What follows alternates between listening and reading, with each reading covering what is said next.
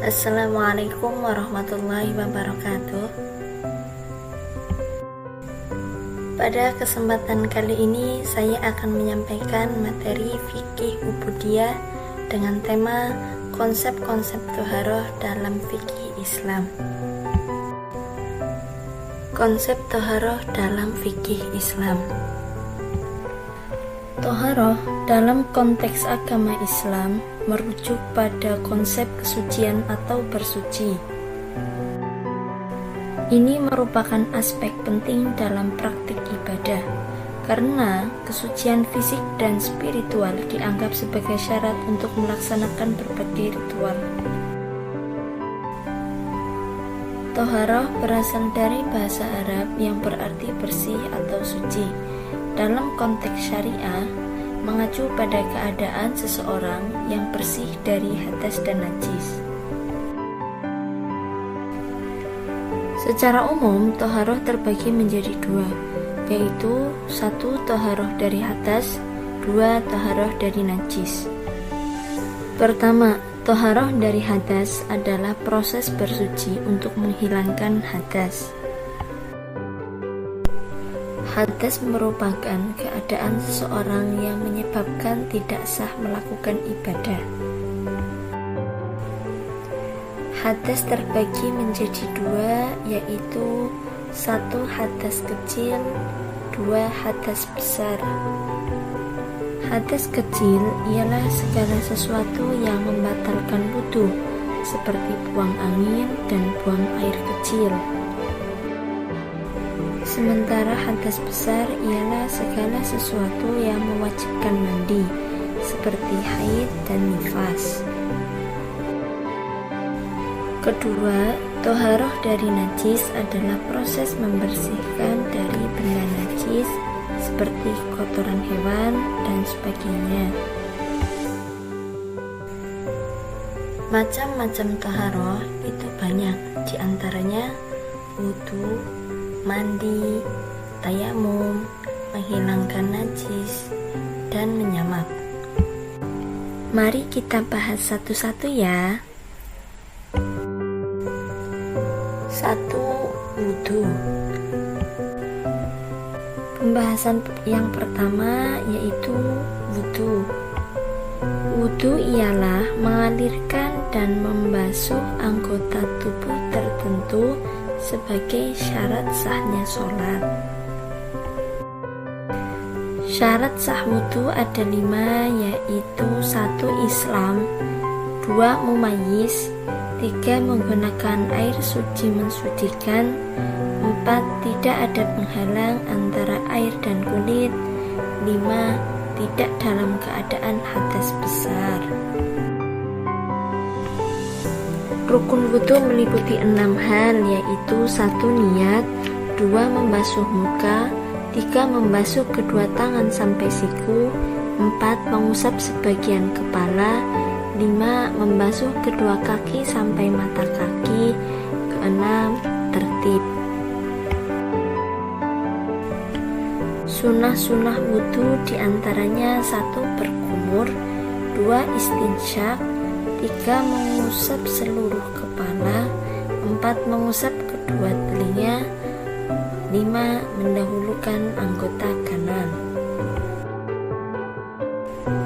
Perkara yang membatalkan wudu ada 5, yaitu 1. Keluarnya sesuatu dari 2 jalan, kubul atau dubur, yang kedua tidur, yang ketiga hilangnya akal, yang keempat bersentuhan dengan perempuan lain, yang kelima menyentuh farji dengan telapak tangan. Kemudian ada perkara yang menyebabkan wudunya seseorang menjadi makruh, diantaranya menggunakan air secara berlebihan ketika wudu dan berbicara ketika wudu.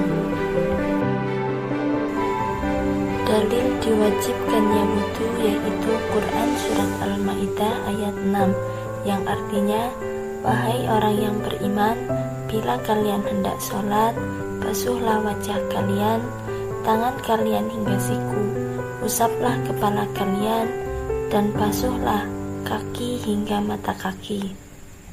2. Mandi. Pembahasan yang kedua ada mandi. Mandi merupakan bagian dari toharoh dengan cara mengalirkan air ke seluruh tubuh dari ujung kepala sampai ujung kaki menggunakan air suci dan mensucikan. Fardunya mandi ada 3 macam, yaitu 1. Niat ketika membasuh anggota tubuh yang pertama. 2. Menghilangkan najis dari anggota badan. 3. Mengalirkan air ke seluruh kulit dan rambut. Perkara yang mewajibkan mandi ada 5 macam, yaitu 1. Janabat, 2. Haid, 3. Nifas, 4.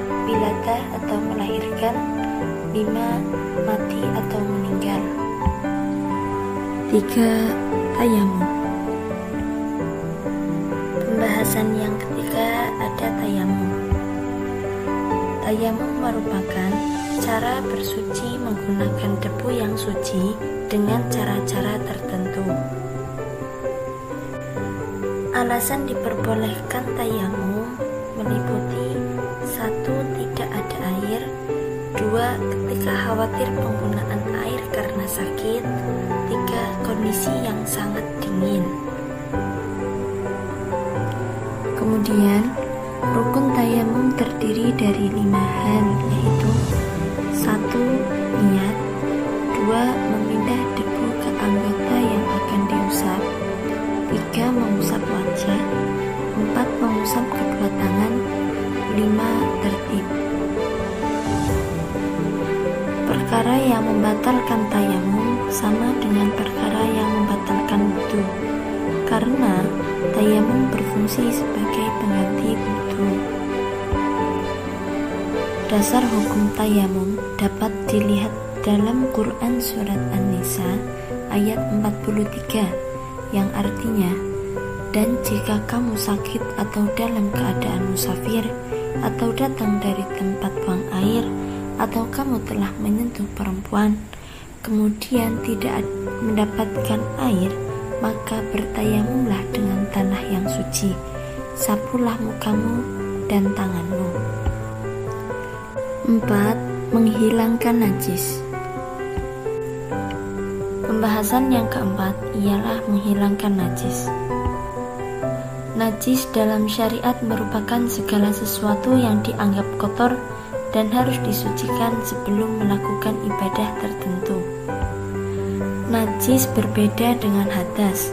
Kalau najis bersifat materi, artinya dapat dilihat, sedangkan hadas bersifat non-materi. Secara garis besar, najis terbagi menjadi 2, yaitu najis ainiyah dan najis hukmiyah. Najis ainiyah merupakan najis yang memiliki sifat-sifat najis seperti bau, rasa, dan warna. Dengan kata lain, najis ainiyah merupakan najis yang memiliki wujud. Sedangkan najis hukmiyah ialah najis yang tidak memiliki sifat-sifat najis, bau, rasa, dan warna najis. Dengan kata lain, najis hukmiyah najis yang tidak ada wujudnya, namun masih dihukumi najis.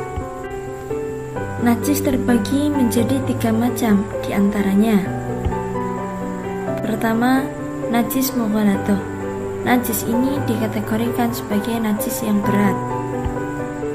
Contoh najis mughalatoh ialah anjing dan babi serta keturunan keduanya. Cara mensucikan najis mughalatoh yaitu dibasuh sebanyak 7 kali menggunakan air yang suci dan mensucikan, dan salah satunya menggunakan debu atau tanah yang suci. Kedua, najis mutawassithah. Najis ini dikategorikan najis sedang atau tengah-tengah. Contoh najis mutawassithah diantaranya darah, nanah, khamar, serta bangkai hewan, kecuali ikan dan belalang. Cara mensucikan najis mutawasitoh yaitu dengan cara membasuh tempat yang terkena najis menggunakan air yang suci mensucikan sampai hilang sifat-sifatnya najis, bau, rasa, dan warna najis. Ketiga, ada najis mukhafafah. Najis ini dikategorikan najis yang ringan. Contoh najis mukhafafah yaitu air kencingnya bayi laki-laki yang belum genap umur 2 tahun serta belum makan apapun kecuali ASI.